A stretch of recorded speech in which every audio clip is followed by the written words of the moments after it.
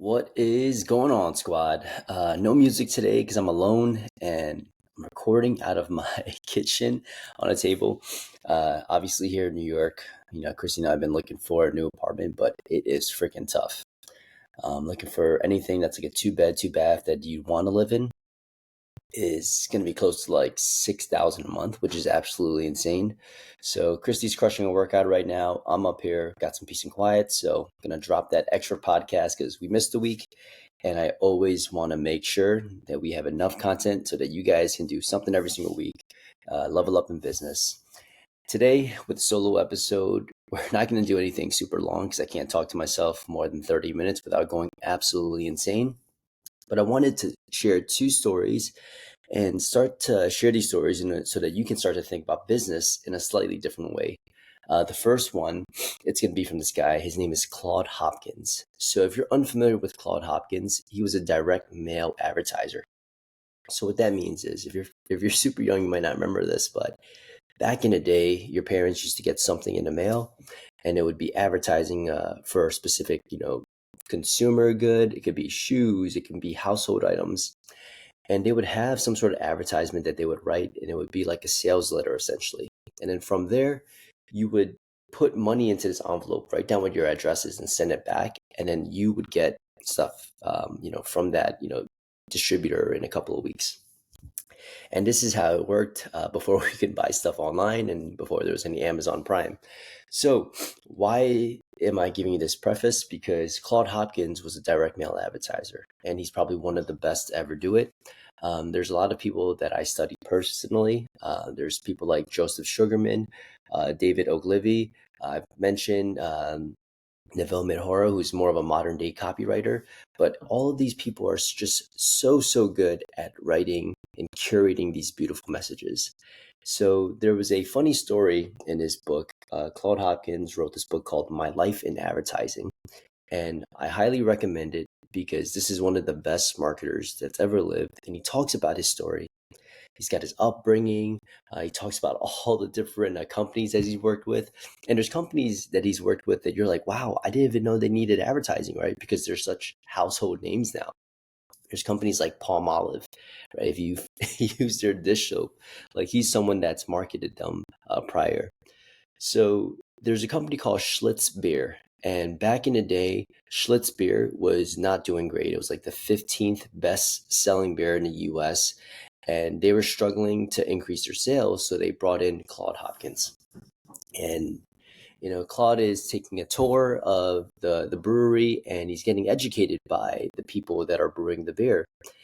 And one thing that he was saying, he was just fascinated. He's like, wow, like you guys use like natural grains from like this part of the US and it's like the best place to get grains, as you're saying, right? The person's like, yeah, but every other beer company does this. He's like, oh, you guys are using like quadruple distilled water. Even the air that is, in this room is also filtered. That's amazing. And the guy brewing the beer is like, yeah, but every other beer company does this.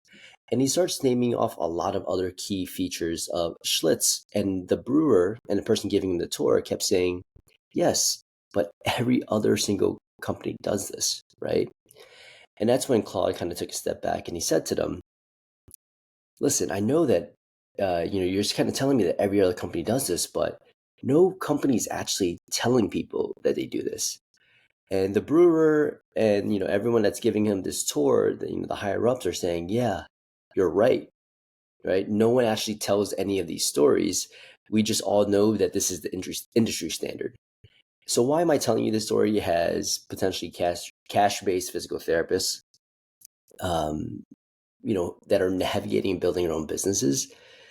It's because most of the things that we do feel like industry norms to ourselves, but we have to over communicate this to our prospective patients because they don't know what the difference is between working with someone that's cash based, working with someone that's more insurance based, or like what your experience is like versus what other people's experiences are like. If you're a highly skilled clinician, you should tell your market that within the first session, you can tell them exactly what's going on, right? And there's no pressure there because you could. And you can also screen people out on the phone because if they weren't a good fit for that, then you might need to refer them to another medical provider to seek something that is a little bit more invasive, or maybe they do need some medical intervention.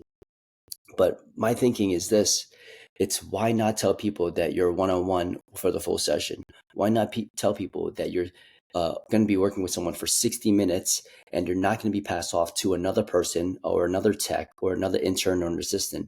Why not tell people that you create a program that's completely customized to them, that gets updated every single week? Why not tell them that you and your physical therapist are constantly learning from industry experts and leveling up your knowledge so that you can help bridge the gap from someone that's in debilitating pain to get them back to high performance? You understand that it's not just the rehab side of things that need to get addressed. You also have to prepare people for the demands of the goals. So what's the biggest problems that people have, right? The problem that people have is they usually get some good rehab solutions, but they don't understand, or they don't ever get prepared to actually train again, meaning they get out of pain, but they don't improve function. Then we have the flip side, where we have coaches that are really, really great at improving function, but they don't know how to manage someone in pain. And that's where Moment is a difference. We know how to do both. Every single one of our clinicians goes through rigorous training, a 3-month intensive, before they're allowed to touch their hands or work on a patient in our clinic. So all of these things are things that you should be communicating. What makes your clinic so, so different?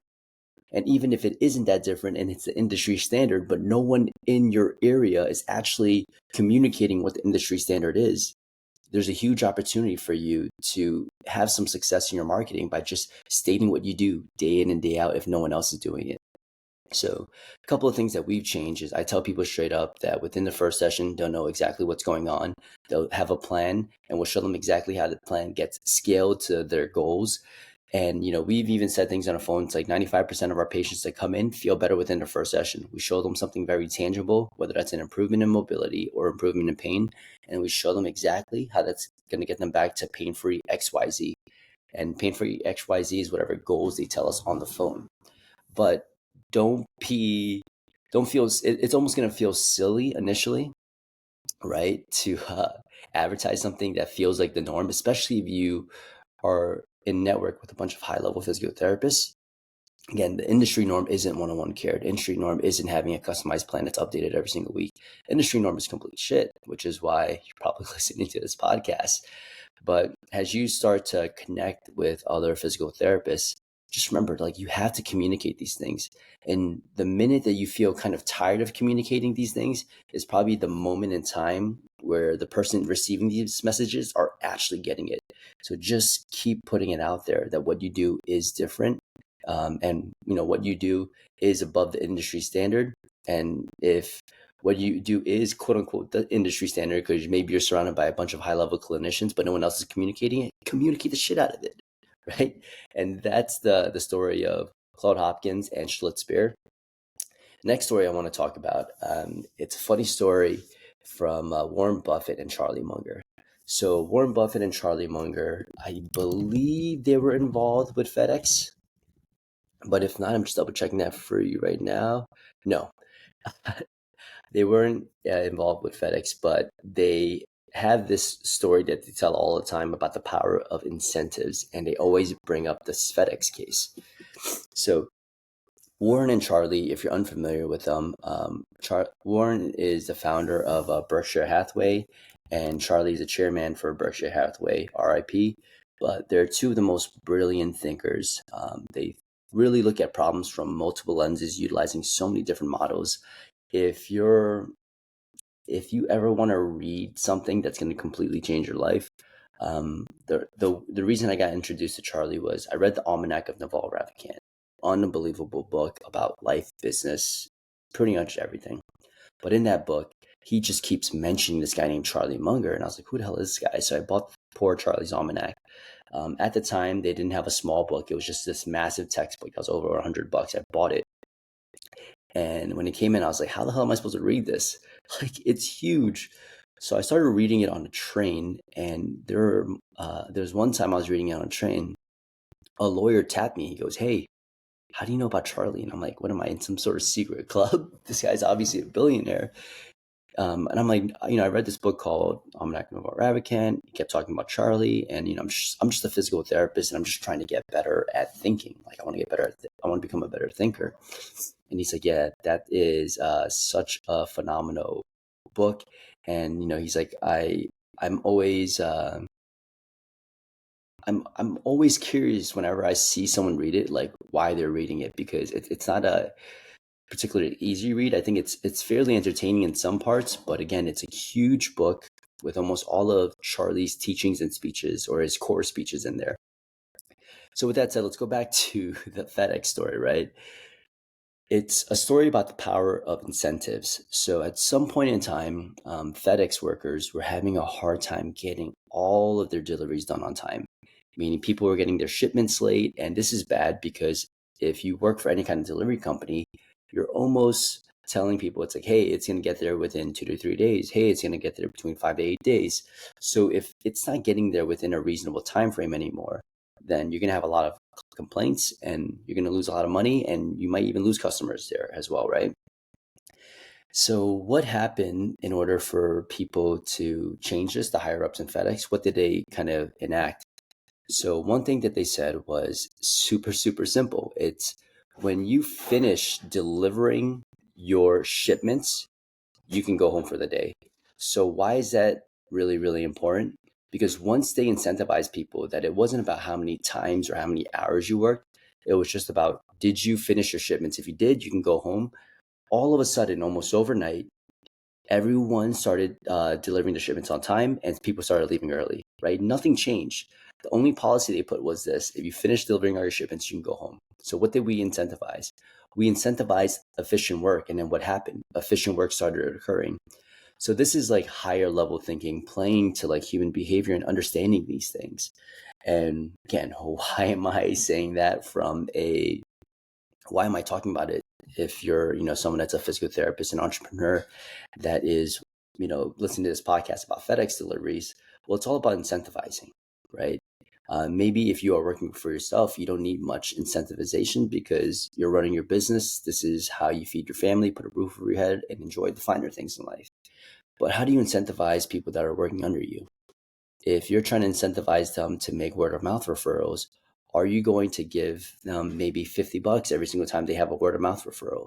If you're trying to improve your Google reviews because you're about to start pumping Google ads, are you going to tell your therapist, hey, every Google review you get, it's a $25 gift card, or it's a $25, I just give you $25 or $50? Because if you think about it like this, if you're working with a therapist, right, and they get about 3 Google reviews every single month, that's $150. 150 times 12, that's 18,800 on top. And let's say they get one word of mouth referral every single month, or maybe two. Let's just give it two to make it an even number, right? That's 100. That's 1,200. That's almost. You're getting almost 3,000, and how much is that business worth?